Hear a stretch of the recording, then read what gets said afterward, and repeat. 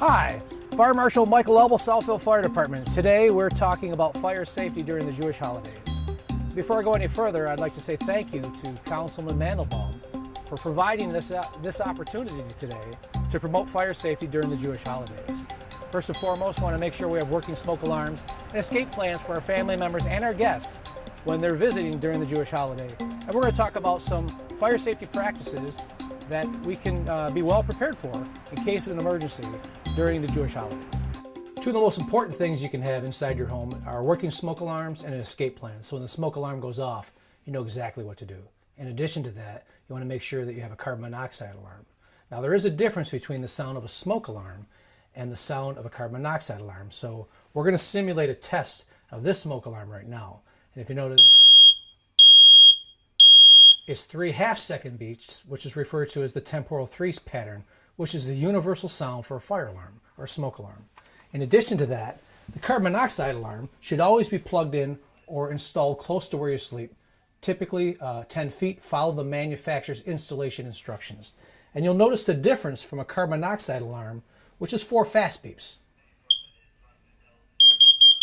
And if you notice, the 4 fast beeps is referred to as the temporal 4.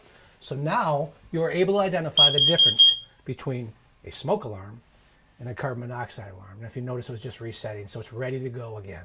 And they do sell different models, such as the plug-in type, the battery type. They also have plug-in type with battery backup. And that's what I would suggest you can do if you have the means to do so. When cooking in the kitchen, there are a couple methods we use. And one of them is using a hot plate, as we have here. And if you notice, some of the practices are to keep your combustible cloth on top of the food.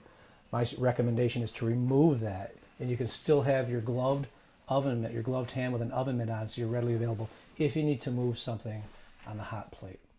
An alternative to cooking from the hot plate is to just use our stovetop surface. And sometimes we'll see that people will make a homemade hot plate for the entire stove surface.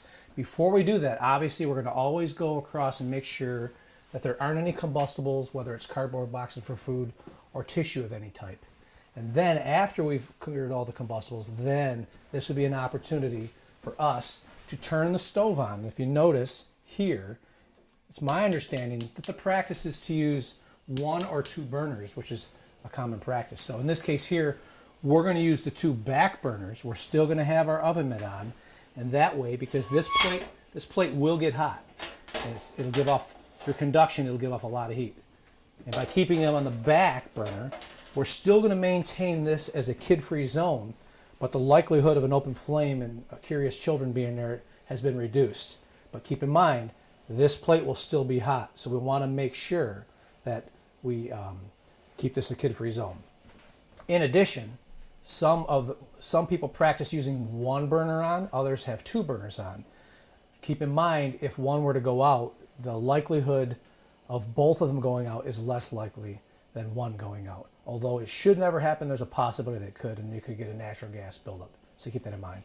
And keep your oven mitt on, so if for some reason you need to cover something that's warming or heating on the stove, you have a gloved hand readily available. The reality is, stove burners and candles are being left on and or unattended, which is not safe to do. Although we are not advocating or endorsing this, if using a metal stovetop hot plate as shown in this video, it is possible that if 1 burner went out, a second burner could reignite it underneath the stove hot plate before a larger, more dangerous accumulation of natural gas reached another ignition source, such as a candle in a different area away from the kitchen.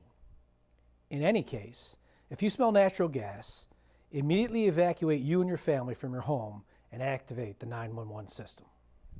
Here are some additional fire safety equipment that can be used in your home, such as a carbon monoxide alarm with a digital readout, as well as a combination smoke alarm carbon monoxide alarm.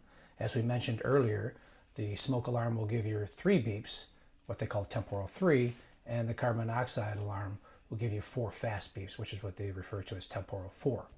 Just another reminder, they do sell a combination carbon monoxide natural gas monitoring alarm, which will alert you for carbon monoxide leaks as well as natural gas leaks.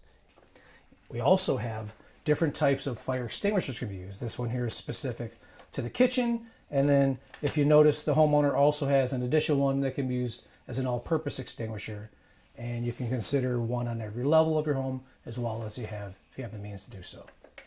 And an easy way to remember how to use an extinguisher is remember the word Passover and just use the acronym PASS. Pull the pin, aim at the base of the fire, squeeze the top lever, and sweep at the base of the fire back and forth. We've already activated 911, so the fire department is already on their way. And one of the common practices during Jewish holidays is to have a candle readily available, so if needed, you have a readily available ignition source, so that way you can light additional candles. And of course, when doing this, we want to make sure that we remove any combustibles away from this area. And once again, in closing, working smoke alarms and escape plans will help keep you and your family members and guests safe during the Jewish holiday. In addition, when the smoke alarm or the carbon monoxide alarm activates, make sure you and your family move to fresh air and activate the 911 system. And talk to your rabbi in advance so you are prepared for any type of emergency in advance and know exactly what to do. For those of you who have the means to, consider installing a monitoring system that would automatically call the fire department for you. And remember, your family guests are not familiar with your home escape plan, so make sure that they are prepared in advance in case of any such type of emergency. Thank you, and have a fire-safe holiday. Shalom.